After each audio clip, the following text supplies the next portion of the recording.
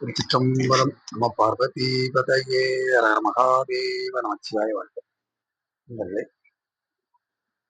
இன்று திருவம்பாவை எனும் அரிய மாலையிலே 13வது பாசுரத்தை காண்பதற்கு திருவருளை வேண்டும். இந்த பெண்கள் எல்லாம் துணையிலே நீராட வந்து விட்டார்கள்.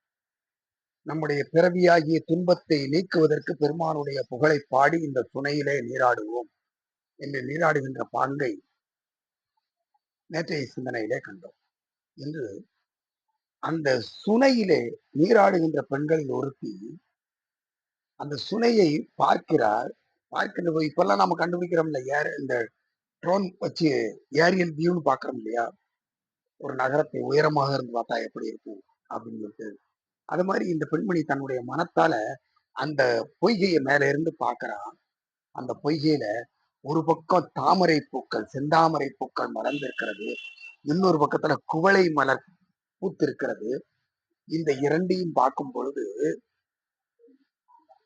அந்த சுனையே எம்பிரானும் எம்பிராட்டியும் இணைந்திருக்கின்ற அர்த்தநாரீஸ்வர கோலத்தை காட்டுகிறன. எப்படி பாருங்க, அப்பர் சுவாமிகள் திருக்கையிலை காட்சி காணுகின்ற பொழுது அந்த அப்பர் குட்டை என்ற அந்த பொய்கையிலிருந்து மூழ்கி எழுந்திருக்கின்ற பொழுது கையிலையிலே இப்பொய்கை மூழ்கி நம்மை பழுதில் சீர் திரு ஐயாற்றில் காணின பிரானார் பணித்த பொழுது அங்கே இருந்த பொய்கையில் மூழ்கி திருவையாற்றிலே எழுந்த பொழுது அப்பர் சுவாமிகள் வெளியே பார்க்கிறார்.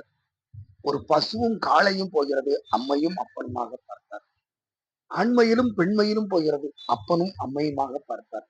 2 பன்றிகள் போகிறது, அப்பனும் அம்மையுமாக பார்த்தார். ஏன்னா மனத்துல அப்பன் அம்மையை தவிர வேற எந்த எண்ணமும் இல்லை.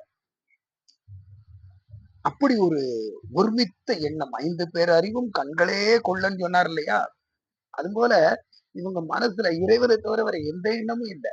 அதனால அந்த சுனையில செங்கமல பூக்களும் பைங்குவளை மலர்களும் இருக்கின்ற காட்சியை பார்த்த உடனே எங்கள் பிராட்டியும் எம்கோனும் இணைந்தது போல அந்த ஒரு காட்சி.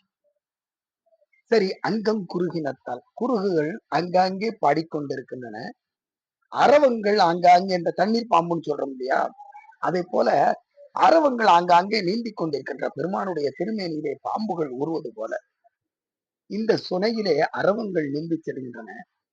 ஆங்காங்கே சிறு சிறு பறவைகள் ஒலி எழுப்பிக் கொண்டிருக்கின்றன. அதையெல்லாம் பள்ளி எழுச்சி பாடுவது போல இருக்கிறது.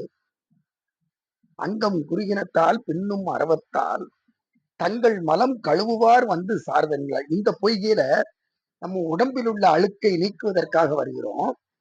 ஆனா இறைவனாகிய அந்த அர்த்தநாரீஸ்வர கோலத்தில் இருக்கின்ற அந்த பெருமானாகிய திருவடி என்ற மடுவில, அந்த பொய்கையில நம்முடைய ஆன்மாவை பிணிந்திருக்கின்ற மும்மலங்களையும் கழுவுவதற்காக வருகிறார்.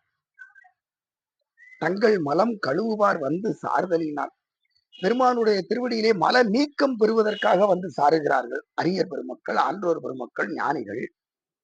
சாதாரண மக்கள் என்ன பண்றாங்க, இந்த தண்ணீர் நிறைந்த இந்த பொய்கையில உடம்பில் உள்ள அழுக்கை கழுவுவதற்காக வருகிறார்கள்.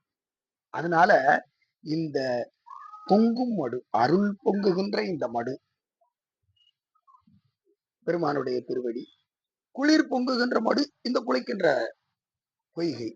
பொங்கும் மடுவில் புகப்பாய்ந்து பாய்ந்து அப்படியே உள்ள முங்கி முங்கி குளிக்கிறாங்க.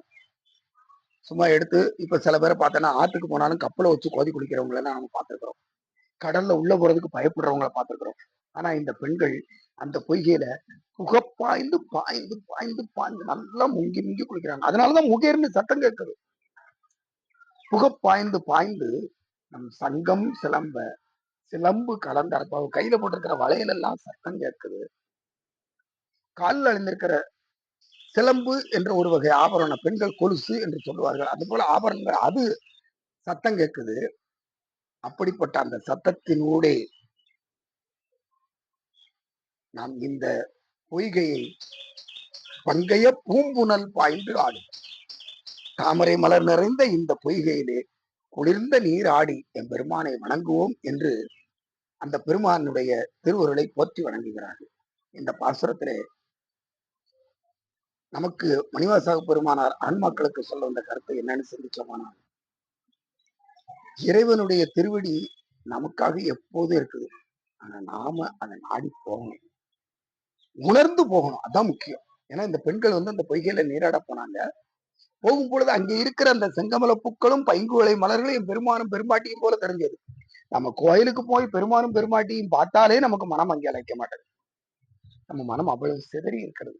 மனத்தை ஒருநிலைப்படுத்தி பெருமானுடைய திருவடியை வணங்கினால் நமக்கு இன்ப ஆக்கமும் துன்ப நீக்கமும் நிச்சயம் என்பது இந்த பாசுரத்தின் மூலம் நாம் அறிந்து கொள்ளக்கூடிய அரிய கருத்து. இந்த பாசுரத்தை முழுமையாக கண்டு நிறைவு செய்யும்.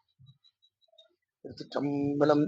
பைங்குவளை கார்மலரால் செங்கமல பைம்போதால் அங்கம் குறுகினத்தால் பின்னும் அரவத்தால் தங்கள் மலம் கழுவுவார் வந்து சார்தலினால் எங்கள் பிராட்டியும் எம் கோனும் போன்றி செய்த பொங்கும் மடுவில் புகப்பாய்ந்து பாய்ந்து நம் சங்கம் சிலம்ப சிலம்பு கலந்தார்ப்ப கொங்கைகள் பொங்க குடையும் புனல் பொங்க பங்கைய பூம்புனல் பாய்ந்து ஆடேலொரும்பாவாய். திருச்சிற்றம்பலம். நம பார்வதீபதையே அரகர மகாதேவா. பங்கைய பூம்புனல் பாய்ந்து ஆடி வெந்நீராடி பரமேஸ்வரனுடைய புகழை பாடுவோம். பல வகை செல்வங்களையும் பெற்று நலமுடன் வாழ்வோம். திருச்சிற்றம்பலம். நம பார்வதீபதையே அரகர மகாதேவ. வாழ்வோம்.